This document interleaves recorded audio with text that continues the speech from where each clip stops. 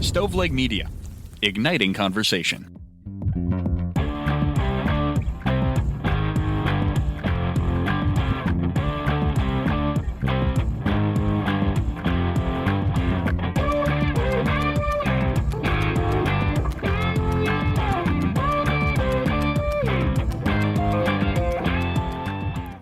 This is True Crime Cast. Jamie here as always with John. What is happening? That music will get you in a better mood, won't it? I get air guitar mode almost every time. Like you and I were having a deep, almost sad conversation before we hit the record button. And I think that music lifted our spirits. Well, I think we're about to crash them again with this case. It's a fairly a brutal one, and not in kind of a graphic way, but not in a bloody violence way.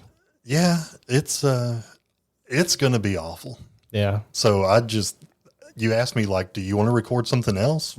No, because I don't think I'm ever going to wake up one morning and say, you know what, this would be a good day to talk about this case. Yeah, it certainly is a rough one, but it's one that has been requested a few times. So we thought we would bring it forward. But before we get into that case, I just want to give an update on the Kentucky manhunt that has been going on very near our homes in Kentucky over really a couple weeks before recording this. John, it was very uncomfortable. I remember the day the shooting happened, my kids were somewhere that you were, and my wife was going to leave them there. And I was like, I need you to talk to John about protecting my children. Yeah. Like it was she did. Schools were shut down. Churches were shut down. A lot of people were worried. Basically, we did a True Crime to Go on this, but Joseph Couch lined up in the woods next to the interstate and just started firing on vehicles. Yeah.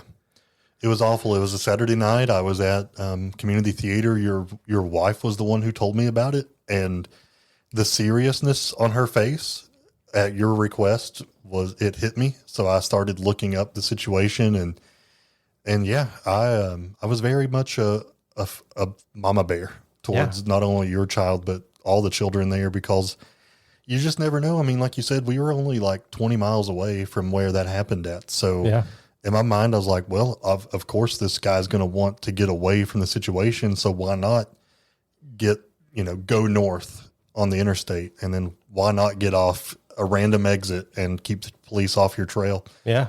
So yeah, that was an interesting night, and it lasted for over 12 days. Yeah. Finally, yesterday, there was a break in the case. The state police, the day before this happened, said that they were pulling boots off the ground, basically. They had been in the Daniel Boone National Forest for 12 days. Yep.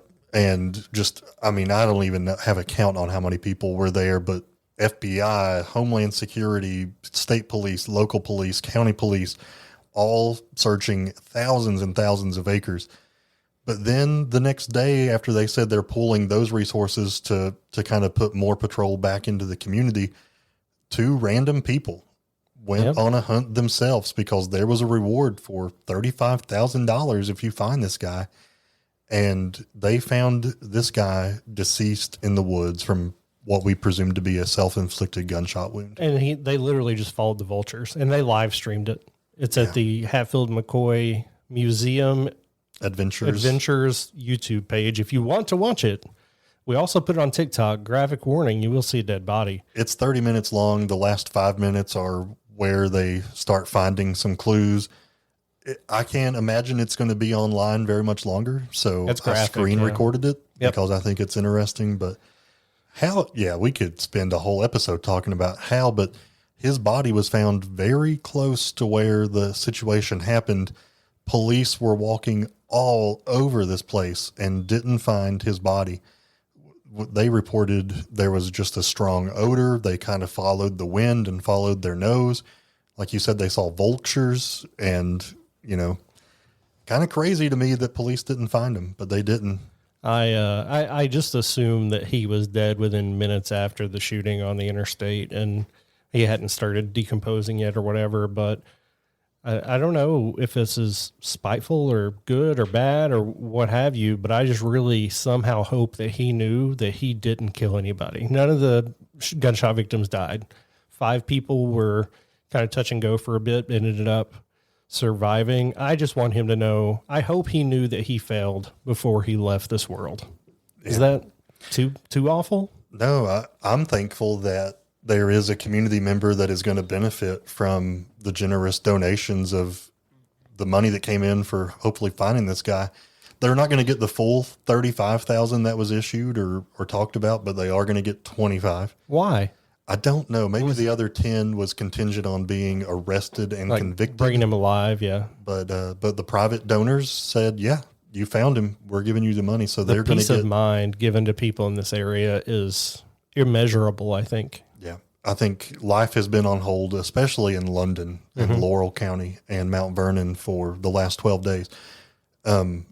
I'm not trying to make light of a bad situation, but you and I grew up in the mountains, and I am disappointed in ourselves that we didn't put our lives on hold the last few days and use our mountain skills to go find the guy and collect that reward. Well, here's the thing. They did stumble upon a dead body, but for all they knew, they could have stumbled upon a cave that was set for war. So they were like, it was riskier than it ended up being. So that would have made me nervous to go looking for somebody potentially armed and dangerous. That's a good point. Maybe it's because we do this so often, but I was thinking like booby traps and bombs and... Yeah. You're right. You're absolutely right. And you never know, because everything he did prior to being in the woods was completely unexpected, and you could have never planned for it. So excellent point. I take back what I said. No, kudos to them though. You can go find them and support them. Even if you don't want to watch the video, they certainly put a whole state, if not more, at ease. Jamie, I hope that our fans have noticed an uptick in the amount of content that we're putting out on our mainstream and over on Patreon. And I really, honest to goodness, could not do that without Magic Mind. Magic Mind is a mental performance shot. I drink it every single morning. It's not a coffee replacement. I drink it with my coffee every morning. It does have time-released caffeine, which is awesome. It has so many ingredients that help my brain just function at its peak. L-theanine, it has some incredible mushrooms, and all of the ingredients in this product are of the highest quality. They use doctors and researchers to make sure that you're getting the biggest bang for your buck. You all also know that I'm a social worker, and I love the fact that for every purchase that you make, they donate money to help expand mental health research. You can try this product, and they have 100 days of money back guarantee. If you're not 100% satisfied, you can call, get your money back. It's 100% guaranteed. And they ship this to over 65 countries. So even if you don't live here in the States, still look and make sure you can get it. We have a limited time deal that you can use. So if you want to use this now, it will get you 48% off your first subscription or 20% off a one-time subscription. Just use the code checkout VIPJ&J20. Again, use code VIPJ&J20 at checkout. But we do have a case here today, and we're stalling. We're stalling. We got to get to it. We're going to talk about Reynhard Sinaga, who was a rapist in England, a serial rapist, and one of the worst of those. I mean, serial rapists, kind of the worst of the worst anyway, but he's the worst of the worst of the worst. Agreed. Let's talk about him. Why don't you get the ball rolling? Why don't you get the ball rolling? I'll roll the ball. In the early morning of June 2nd, 2017, when an 18-year-old rugby player in Manchester, England called 999, which is England's version of 911. I have found out that has always been the case. Not what you learned on what I learned on television. Yeah, the IT crowd misrepresented your emergency phone number. Send your complaints to them. This boy had lost his friends while he was out at a club when he met a 34-year-old man who suggested they go back to his nearby apartment so the boy could try to contact his friends from there. And that's all the boy could remember. He woke up several hours later, laying face down with his jeans and his underwear down around his knees. He was in a bathroom, and the 34-year-old man was naked and actively raping him when he woke up. The boy woke up, started trying to fight the man off. The man bit the boy, but the boy was in pretty good shape and was able to overpower the man, striking him many times before ultimately escaping and grabbing the man's phone to take with him. He called police and told them that he had beaten the man that had essentially kidnapped him and raped him, and that he probably needed an ambulance as well as just coming to arrest him. Just before 6 a.m., police arrived to find a very badly beaten Reynhard Sinaga. Reynhard had been taken to the hospital with a suspected brain bleed. He had black eyes, bruises, and so many injuries that police initially arrested the rugby player on suspicion of causing great bodily harm with intent. So as the boy was handcuffed, he said that he was not the perpetrator. He was the victim. He also handed over the white iPhone 4 he managed to take from Reynhard as he was running away. And when Reynhard was finally conscious and able to speak, he urgently asked for his phone. And he was so intent on getting the phone back that police were suspicious. It's like, if I take my phone away from my kids and there's a text they might not want me to see, they get a little nervous, right? And that's kind of what Reynhard was doing too. They held onto this phone and asked for Reynhard's passcode to get into the phone, and he repeatedly gave them the wrong code. When he finally gave them the correct code, police opened the phone to see a shocking video of Reynhard raping this 18-year-old rugby player that they had arrested because they thought he was a perp. Arrested him for assault. Almost immediately, authorities went back to Sinaga's apartment, and it's there that they found a black iPhone 6 under the bed, and they later discovered that they had more incriminating evidence on that phone in the form of videos and photos. The search uncovered driver's licenses, student ID cards, watches, and a wallet, all belonging to men that Sinaga had raped. All in all, police uncovered over 3 terabytes of digital video of Sinaga assaulting and raping over 150 men, all who were unconscious. It would uncover the largest rape case in British history. John, a terabyte is a lot of data. You and I have been doing this for 7 years, and I back everything up on an external hard drive, and it's 1 terabyte. And it's not even close to being full. This is so much material. Let's get to know who Sinaga was before he was the perpetrator of all these awful crimes. He was born on February 19th, 1983 in Indonesia. He grew up in a very wealthy, very conservative Catholic family, and he knew he was gay, but his family was very homophobic, so he did not come out to his parents. He earned a degree in architecture at the University of Indonesia in 2006. Then he got a student visa and moved to the UK to study at the University of Manchester. He earned a master's in urban planning in 2009 and another one in sociology in 2011. Each time he would go back home to Indonesia, he would cut his hair because he wanted himself to look more masculine for his family. So not only not coming out to them, but trying desperately to not appear homosexual to his family. In 2012, he started studying for his PhD at the University of Leeds. He wrote a thesis called Sexuality and Everyday Transnationalism Among South Asian Gay and Bisexual Men in Manchester. That is a lot of words, and I have somebody who has to read a lot of research sometimes. A lot of studies are worded like this. It's a very specific study that he conducted about what it was like to be in a different country, to be bisexual or gay in Manchester at the time. Friends referred to this work as an autobiography that he was trying to pass off as a research paper. He submitted it in August of 2016, and he was assessed a failing grade. He was rewriting this thesis at the time of his arrest. His life in Manchester was full of friends, full of late nights out partying at clubs. He didn't live far from Manchester's gay village and reportedly had many boyfriends. Sinaga's most recent boyfriend before his arrest had been with him for 6 months back in 2013. They had met through a mutual friend, and he said that he was kind and always joyful. Now, this person chose to remain anonymous, but they also said of Sinaga that they spent hours at a coffee shop together talking about everything from the simplest to the most complicated topics. The boyfriend said Sinaga was attracted to straight-looking guys, that's a direct quote, but added that their sex life was normal in his experience with other men. Sinaga lived in a flat in central Manchester near the gay clubs. He could even see one of the lines to get into one of the clubs from his window. He did have a roommate, and this roommate is anonymous. They have not released this name, but he lived with this guy from September 2013 until early 2015.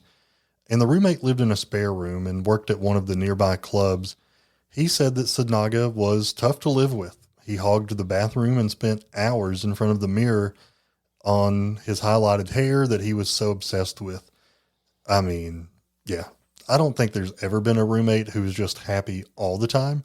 But this guy was like, no, man, he was in there a lot, hogging that bathroom. There's always something for little things. And if hogging the bathroom is your big qualm, I think you're doing all right. The roommate was not allowed to enter Sinaga's room, but he did say that sometimes he snuck in there when Sinaga was gone in order to borrow his hairspray. And he said that the rest of the flat was quite nice, but it was disgusting. Sinaga had a double bed, and there was a makeshift bed on the floor made out of comforters. The roommate said that he had no idea the horrific events that took place on that pile of sheets. Yeah, it was certainly wasn't a room that was very inviting, or at least the roommate considered it so. We're going to take a quick break, and we'll come back and we'll talk about how Sinaga started committing his crimes and how he was ultimately brought into custody.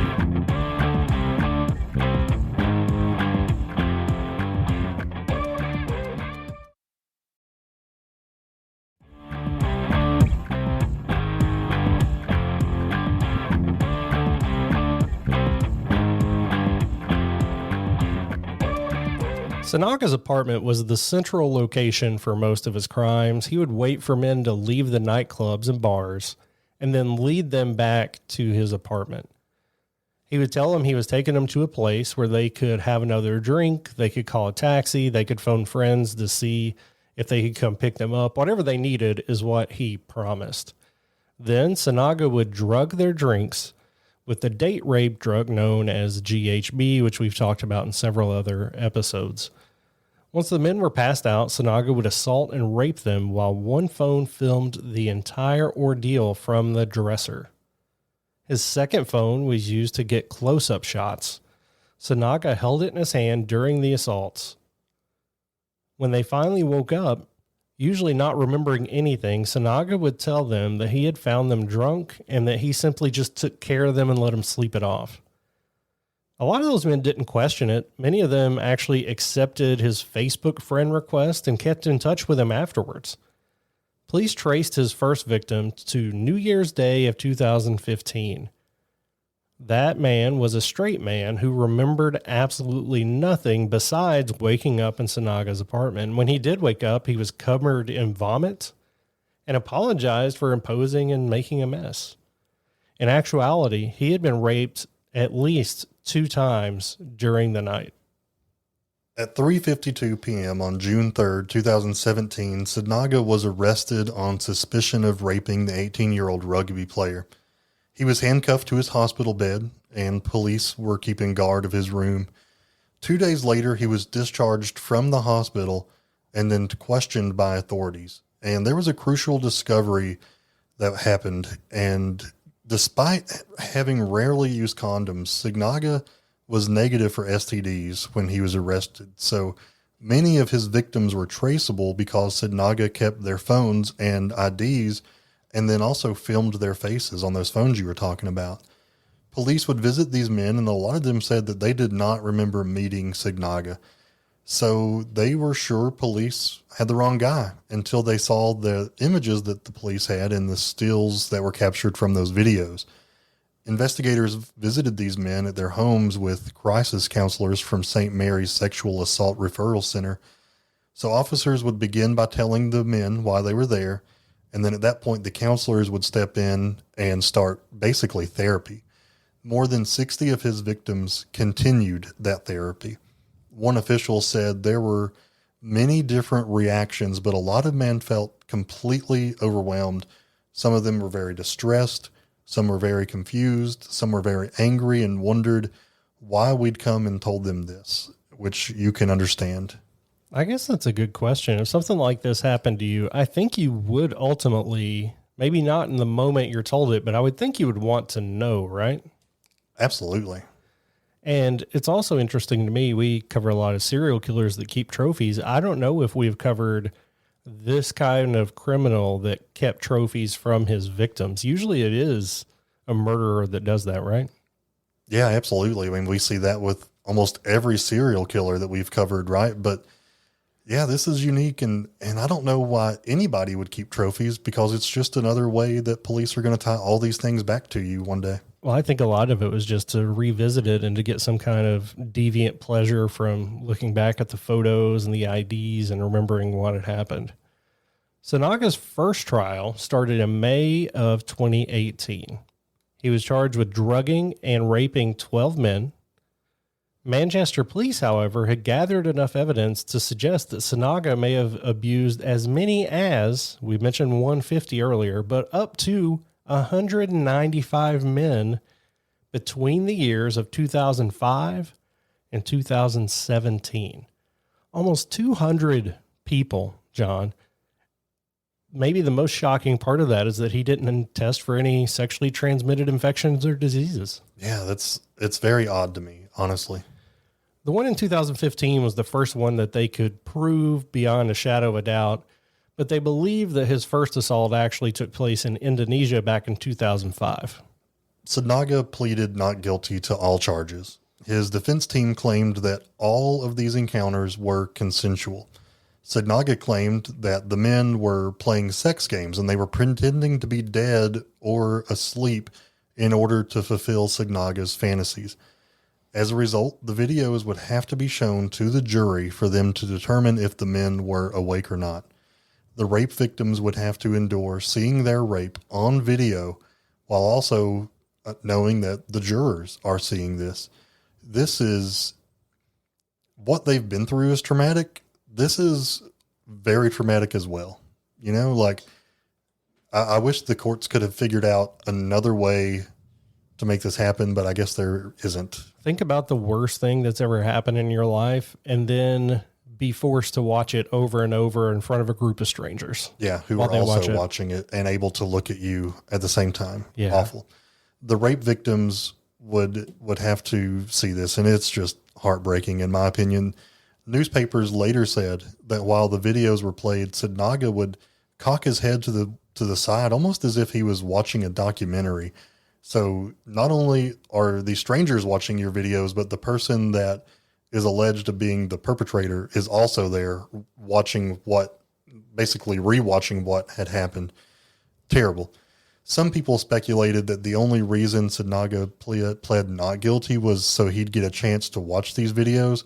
That is highly speculative. I don't know that to be the case. It happened and he did watch them, but I think pleading guilty is a chance to try to get out of a tougher sentence. But this was a huge mistake because the defense case was completely undermined by the fact that you could hear the victims actually snoring or vomiting in the videos. They were clearly not conscious enough to give consent. Some of these men were brutally attacked for over 14 to 16 hours. They were raped over and over and drugged several times to keep them in a comatose state. The courtroom was put through hours of explicit footage, and jurors were offered counseling when the trial was over. Jamie, social workers, police officers, first responders, they see some of the worst stuff, but we see it after it's happened. These jurors were seeing some of the worst stuff after it happened, but they were also seeing footage of the crime itself. This is horrific. And I don't care how much counseling they were offered, their lives are never going to be the same. I know you've had to look at some, I don't know, if crime scene or autopsy photo. You've seen some stuff in your work. And I mean, in all seriousness, like I do hear about a lot of stuff, but I've never been what's considered an ongoing worker who is, or an investigator who's at the scene, who are the first people there. I come in way after the case has been going on for a while. So in the scheme of things, I don't see the brunt of this stuff like some ongoing workers do, and I'm still affected by it. So Mental health in the profession that I'm in and all first responders, it's a serious issue that I think we're only just now starting to take serious. I am supposed to be on jury duty next week, so this makes me dread that even more than I did already. Sinaga's mother came to his first pre-trial hearing, but his parents were not present at any of the 4 trials that Sinaga went through. The trial in the summer of 2018 covered 13 victims. There was another trial in spring of the next year that covered 12 victims. Fall of 19 was 10 victims, and starting in December of 2019 was 13 victims. So total here, we're talking about 48 separate victims of rape that are being prosecuted here. Again, we've seen numbers 195, 206, 150. We don't know the total number, but these 48 were able to be prosecuted. Ultimately, Sinaga was convicted of 136 counts of rape, given many of them were assaulted multiple times, 14 counts of other sexual assaults, 8 counts of attempted rape, and 1 count of assault by penetration. I don't know the differentiation of all those, but it's all awful. He was given 88 concurrent life sentences with a minimum 30-year term before being considered for parole. Again, concurrent sentences are when they all run at the same time. So essentially, in theory, he's paying for all 48 victims with every year that he's in prison instead of doing them back to back. At the time of his sentence, almost all of Sinaga's victims were known to be heterosexual men. It's believed that he saw them preferring women as an attractant as he was trying to turn them to be homosexual by raping them, which is not logical in any way, but that was one of his alleged motivations or joys that he got out of this. One of his victims in 2015 got in a fight with his girlfriend for disappearing. So that man brought his girlfriend to Sinaga to vouch for him, just passing out at his place. Sinaga told his WhatsApp group, Super Ray saves straight boys from their monstrous girlfriends. On January 16th, 2020, Sinaga's case was referred to the Court of Appeals for being too lenient. Oftentimes you'll see the person who's been convicted take their case to the appellate court because they feel like they were treated too harshly. This was the exact opposite of that.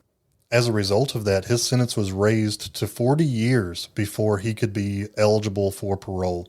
So the earliest date that he would be eligible for parole is 2060, and he will then be 77 years old. The judge said, "In my judgment, you are a highly dangerous, cunning, and deceitful individual who will never be safe to be released. But that is a matter for the parole board." Again, in 40 years from the year 2020. After the sentence was extended, police set up a hotline. This was so that if there were any new victims, they could come forward in a safe way. 155 men contacted the police when details of Sinaga's crime became public knowledge in January of 2020. Of those, 23 have been positively identified as definitely being victims. And based on digital, physical, and cooperative evidence, it's believed he victimized 206 men and 60 have yet to be identified. So he is serving his term at HMP Wakefield, which is known as Monster Mansion, because of the large number of well-known murderers and sex offenders that are imprisoned there. Surprised there's not a documentary, and there may be, about that particular prison, given who all it holds. Sinaga's father told BBC Indonesia that his son got what he deserved and that we accept the verdict. His punishment fits his crimes. I don't want to discuss the case any further. So this is not a situation where the family is advocating for his innocence. His mother told one reporter that she wasn't aware her son was even gay. And she initially believed that the 18-year-old rugby player had made up the entire story after he beat up Sinaga. She continued to say that we're a good Christian family who do not believe in homosexuality. He is my baby. So obviously a lot of mixed emotions there for the Sinaga family. We often put ourselves in the shoes of the family members of the victims, and the family members of the perpetrator here certainly went through an ordeal of their own. His mother says that he still, to this day, despite the video evidence, maintains his innocence and says that every single video was a consensual sexual occurrence. Deny, deny, deny. Only himself knows how many men he actually abused or why he did it. He has refused to cooperate with detectives or psychologists and have never, ever shown any remorse. And yeah, you can't show remorse if you're convinced in your mind that this was all consensual. After his conviction, the mayor of his hometown in Indonesia announced that he had planned to order raids on all the local LGBT community members. And this announcement was strongly condemned by human rights activist groups. And they said this was just an excuse to target the gay community in Indonesia. If there is any kind of good news that came out of this case, it is that there has been an increase in calls to hotlines from male sexual abuse survivors in the aftermath of this case. The founder of Survivors of Manchester, which is a charity group supporting several of Sinaga's victims, said this case started a national conversation about men opening up about sexual abuse. Jamie, I can tell you from my work experience that it is certainly not just women who are sexually abused. Young men go through sexual abuse all the time by both male and female perpetrators. And if guys are not allowed to open up about this and talk about this, and they have to store all of this hatred and all these feelings and baggage that comes along with it, then there's going to be a major mental health crisis for these folks. So I'm glad that in some way this has helped those conversations to take place. Right. And obviously brutal that his community lashed out at the LGBT community. Blaming that simple fact for the entire incident is just absolutely absurd, to say that just because he was homosexual, he turned into this monster. There is no equitable evidence that that is the case, but he was caught, and he was 34 or so when he was caught. Who's to say he would not have done this for another 20, 30 years, as long as he was physically able. So very glad that he was caught. I'm never a fan of concurrent sentences. Just on the outside possibility of him getting out of prison when he's 77, I don't think he should.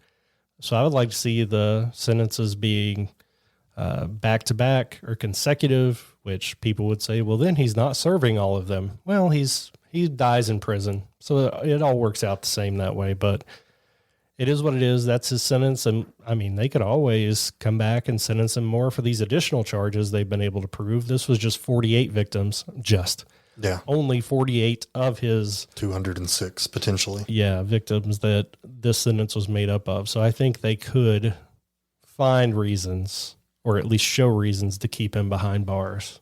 I think that, I agree with everything you said. I hope that when 2060 does come and he's eligible for parole, I just can't imagine a parole board hearing all of this stuff and saying, yeah, you know what, you're good. You've done your time. No, I hope that they are of like mind as we are and say, you know what, you just sit there and continue to think about this, especially if you still show no remorse. Here's the thing. A parole board is not like a jury. It's not lay people that are just walking in off the street. I would worry about that, in that if a 77-year-old man walked in looking like the old man from Up, you're like, oh, maybe we should let him out. But these are people trained to do this. So I'm really hoping that they do what you have suggested, John, and don't even consider it. That would be a tough job, Yeah. Because if you make the wrong decision and let somebody out and somebody else gets killed, I mean, that's tough to handle. Yeah. Tough to live with. You're basically the ultimate judge to decide, has justice been served or does more need to come? By the time this comes out, I will or will not have been selected for a jury. So hoping I don't get a case even remotely like this one. Maybe I can get somebody who has like 1,000 parking tickets, something like that. So I want to find someone who's on a parole board to come and just talk to us about what they've seen and how that job affects their state of mind. We have been doing these bonus episodes on Mondays. We're always looking for new guests. So if that's you, if you've worked in a parole board or in any other way in the legal system and are interested in speaking about your work, we would love to have people on. Several of our guests have come on from being listeners. I met somebody at CrimeCon who does criminal investigation analytics. My day job is being an analyst. I would love to hear from that person. If you're listening, let me know how I can work with you. I would like that job. That's an interesting job. Yeah, it is. So I would like to mess with criminal data for once. If you need to get more true Crimecast in your life, don't forget we do have a Patreon channel. For as little as $3 a month, you can access all kinds of bonus material, including a brand new episode each and every month that is only available for our Patreon members. Yeah, that's exclusive content that nobody else is going to get. We give everything out early and ad-free as well over there, and you can just put that on your regular feed on your app so that you just get our stuff with no ads for as little as $3 a month, like John said. We're also growing over on TikTok, and would love to have you join us over there and let us know what you think about the content we're producing on social media. John, this has been brutal, and I'm ready to be done with it. So next week we'll be back with a case that may not be any lighter, but it won't be this. Until next crime, this has been True Crimecast.